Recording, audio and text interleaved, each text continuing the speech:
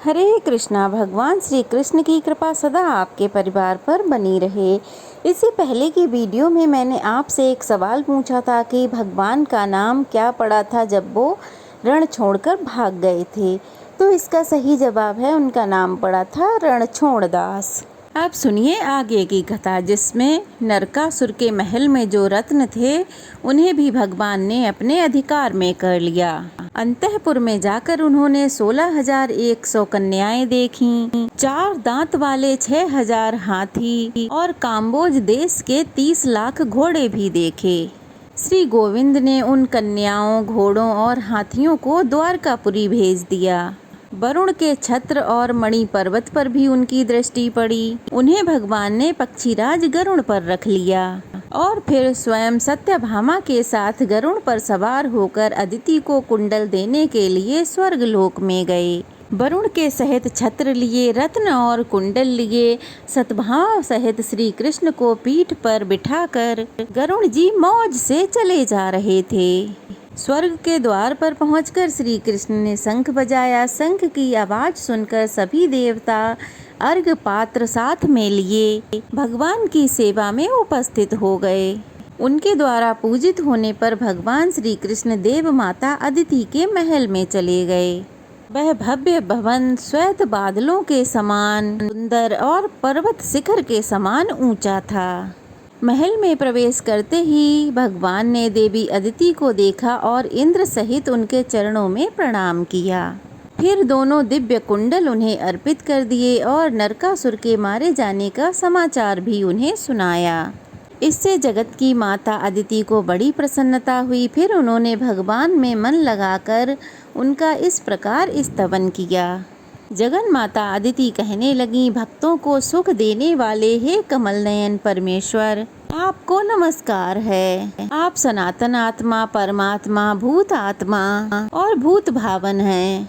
मन, बुद्धि और इंद्रियों के प्रेरक हैं। हे सुरश्रेष्ठ, आप श्वेत, दीर्घ आदि संपूर्ण कल्पनाओं से रहित हैं। जन्म आदि विकारों से पृथक हैं और स्वप्न आदि तीनों अवस्थाओं से परे हैं। आपको नमस्कार है हे अच्युत। संध्या, रात्रि, दिन, भूमि, आकाश, वायु, जल, अग्नि, मन, बुद्धि और अहंकार सब कुछ आप ही हैं।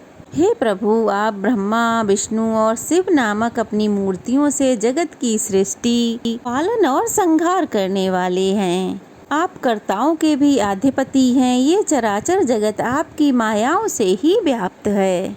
जनार्दन, अनात्म वस्तु में जो आत्म बुद्धि होती है वह आपकी माया है। उसी के द्वारा अहंता और ममता का भाव उत्पन्न होता है। हे नाथ, इस संसार में जो कुछ भी होता है वह सब आपकी माया की ही चेष्टा है।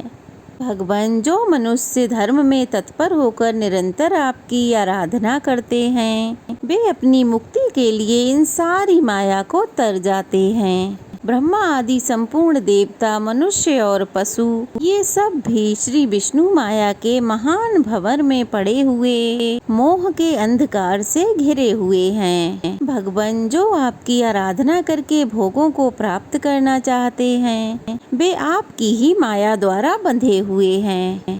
मैंने भी पुत्र की कामना से और शत्रु पक्ष के नाश के लिए आपकी कामना की है, मोक्ष के लिए नहीं। ये आपकी माया का ही विलास है। पुण्य रहित मनुष्य अगर कल्प वृक्ष से ही कौपीन मात्र ही लेने की इच्छा करे तो यह अपराध उसके अपने ही पाप कर्मों का है। अपनी माया से संपूर्ण जगत को मोहित करने वाले हे अविनाशी परमेश्वर, मुझ पर प्रसन्न होइए। ज्ञान स्वरूप संपूर्ण भूतेश्वर, मेरे अज्ञान का नाश कीजिए। आपके हाथों में चक्र, सारंग, धनुष, गदा और शंख शोभा पाते हैं। आपको बारंबार नमस्कार है। शंख, चक्र और पद्म, इन शुभ चिन्हों से विभूषित मैं आपका दर्शन करती हूँ, लेकिन आपका जो परम सूक्ष्म स्वरूप है मैं उसको तो नहीं जानती। आप मुझ पर प्रसन्न होइए प्रभु।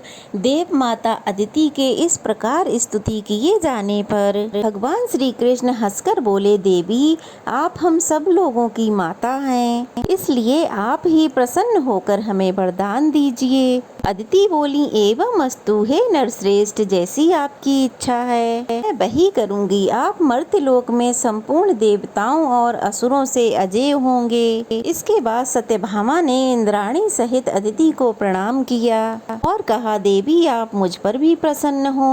अदिति ने कहा, सुब्रू मेरी कृपा से तुम्हें वृद्धावस्था और कुरूपता कभी नहीं छू सकेगी, तुम्हारी संपूर्ण कामनाएं सिद्ध होंगी। इसके बाद देवी अदिति की आज्ञा से देवराज इंद्र ने भगवान श्री कृष्ण का आदर पूर्वक पूजन किया। श्री कृष्ण भी सत्यभामा के साथ देवताओं के नंदन वन आदि संपूर्ण उद्यानों में घूमने फिरने लगे। एक स्थान पर भगवान श्री कृष्ण ने पारिजात का वृक्ष देखा, जो परम सुगंधित मंजरियों से सुशोभित, शीतलता और प्रसन्नता देने वाला, ताम्र वर्ण के पल्लवों से अलंकृत और स्वर्ण के समान कांतिवान था। अमृत के लिए समुद्र का मंथन होते समय वह वृक्ष प्रकट हुआ था। उसे देखकर सत्यभामा ने श्री गोविंद से कहा, हे नाथ, इस वृक्ष को आप द्वारका क्यों नहीं ले चलते? आप कहते हैं कि सत्यभामा मुझे बड़ी प्रिय है। अगर यह बात सत्य हो तो मेरे घर के आंगन की शोभा बढ़ाने के लिए इस वृक्ष को अवश्य ही ले चलिए। सत्यभामा के ऐसा कहने पर भगवान श्री कृष्ण ने पारिजात को गरुड़ पर रख लिया। यह देखकर वन के रक्षकों ने कहा, महाराज, देवराज की रानी जो सची हैं, उनका ही इस पारिजात पर अधिकार है। आप उनके इस प्रिय वृक्ष को मत ले जाइए। देवताओं ने अमृत मंथन के समय महारानी सची को विभूषित करने के लिए ही इस वृक्ष को प्रकट किया था। आप इसे लेकर कुशलता पूर्वक नहीं जा सकते। आप अज्ञान बस ही इसे ले जाने की इच्छा करते हैं। भला इस पारिजात को लेकर कौन कुशलता से जा सकता है? देवराज इंद्र इसका बदला लेने के लिए अवश्य आएंगे। जब वे हाथ में वज्र लेकर आगे बढ़ेंगे तो संपूर्ण देवता भी उनका साथ देंगे। इसलिए संपूर्ण देवताओं के साथ आपको विवाद करने से भला क्या लाभ? हे अच्युत, जिस कार्य का परिणाम कटु हो उसकी विद्वान पुरुष कभी कामना नहीं करते। वन रक्षकों के ऐसा कहने पर सत्यभामा देवी अत्यंत क्रोधित होकर बोली, सची हो या देवराज इंद्र, इस पारिजात को लेने वाले कौन होते हैं? अगर यह समुद्र मंथन के समय समुद्र से निकला है तो इस पर संपूर्ण लोगों का समान अधिकार है। इसे इंद्र अकेले कैसे ले सकते हैं? अगर अपने पति की भुजाओं का अधिक बल होने के कारण सची इस वृक्ष को रोकती हैं, तो तुम लोग शीघ्र ही सची के पास जाकर मेरी यह बात कह दो कि सत्यभामा अपने पति पर गर्व करके धृष्टता पूर्वक कहती है कि अगर तुम अपने पति को अत्यंत प्रिय हो तो पारिजात वृक्ष को ले जाते हुए मेरे पति को अपने पति द्वारा रोक कर दिखाओ। यह सुनकर रक्षकों ने सत्यभामा की द्वारा कही गई सारी बातें सची के पास जाकर ज्यों की त्यों सुना दी। सची ने भी अपने स्वामी देवराज इंद्र को युद्ध के लिए उत्साहित किया। तब देवराज इंद्र संपूर्ण देवताओं की सेना साथ लिए पारिजात वृक्ष के लिए भगवान श्री कृष्ण से युद्ध करने के लिए तत्पर हुए। जब इंद्र हाथ में वज्र लेकर युद्ध करने को खड़े हुए, तब समस्त देवता भी परिग, खड्ग, गदा और शूल आदि आयुधों के साथ तैयार हो गए। भगवान मधुसूदन ने देखा इंद्र सभी देवताओं के साथ ऐरावत पर सवार होकर युद्ध के लिए उपस्थित हैं। तब उन्होंने 5 जन्य शंख बजाया। उसकी ध्वनि से संपूर्ण दिशाएं गूंज उठीं। साथ ही उन्होंने सहस्त्रों और लाखों बाणों की वर्षा आरंभ कर दी। उन बाणों से संपूर्ण दिशाएं और आकाश ढक गए। यह देखकर सभी देवता भी अनेक प्रकार के अस्त्र शस्त्रों की वर्षा करने लगे। संपूर्ण विश्व के स्वामी भगवान मधुसूदन ने देवताओं के द्वारा छोड़े गए अस्त्र शस्त्रों के एक ही क्षण में टुकड़े टुकड़े कर डाले। पक्षीराज गरुड़ ने वरुण के पास को खींच लिया और छोटे छोटे सांपों के शरीर की तरह उसके टुकड़े टुकड़े कर डाले। भगवान देवकी रघुनंदन ने यम के द्वारा चलाए गए दंड को गदा की मार से टुकड़े टुकड़े कर डाले। कुबेर की सिमिका को चक्र से टुकड़े टुकड़े करके काट डाला। सूर्य और चंद्रमा उनकी दृष्टि पड़ते ही अपना तेज और प्रभाव खो बैठे। अग्निदेव के टुकड़े टुकड़े हो गए। आठों वसुओं ने भगवान के मार की चोट खाकर आठों दिशाओं की शरण ली। 11 रुद्र भी धराशाही हो गए। उनके त्रिशूलों के अग्रभाग चक्र की धार से छिन्न भिन्न हो गए। साध्य, विश्वदेव और मरुतगण और गंधर्व सारंग धनुषधारी भगवान श्री कृष्ण के बाणों से आहत होकर सेमर की रुई के समान आकाश में उड़ने लगे। गरुड़ तो सदा आकाश में ही चलने वाले ठहरे। उन्होंने चोंच से, पंजों से, पंखों से देवताओं को घायल कर डाला। इसके बाद देवराज इंद्र और मधुसूदन एक दूसरे पर हजार हजार बाणों की वर्षा करने लगे, मानो दो मेघ परस्पर जल की धाराएं बरसा रहे हों। ऐरावत और गरुड़ में भी घमासान युद्ध होने लगा। जब सब प्रकार के अस्त्र शस्त्र कटकर गिर गए, तब श्री कृष्ण ने सुदर्शन चक्र और इंद्र ने वज्र हाथ में ले लिया। उन दोनों को वज्र और सुदर्शन चक्र हाथ में लिया देख संपूर्ण त्रिलोक में त्राहि त्राहि मच गई। आखिरकार देवराज इंद्र ने वज्र को चला ही दिया, लेकिन भगवान श्री कृष्ण ने उसे हाथ में पकड़ लिया। उन्होंने अपना चक्र नहीं छोड़ा, बस केवल इतना ही कहा, खड़ा रह, खड़ा रह। देवराज का वज्र व्यर्थ हो गया और उनके वाहन को गरुड़ ने छत बिछित कर डाला।